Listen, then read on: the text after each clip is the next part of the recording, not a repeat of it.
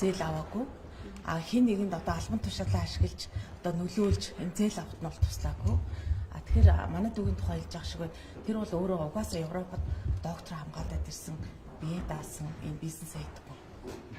Тэр авсан гэдэг нь бол үнэн юм. Тэг авсан гэдэг нь үнэн. Нөлөөлөөгүй юу? Таны хамаарал бүхий тайлбарлаж шүү дээ. Тэр энэ дэр нөгөө намын дарга уучлалтгүй буцааж төлсөн юм байна. Одоо нөлөөлсөн нөлөөлөл хамаагүй одоо буцааж төл уучлалт баатамнаас уучлалтгүй гэж ирсэн.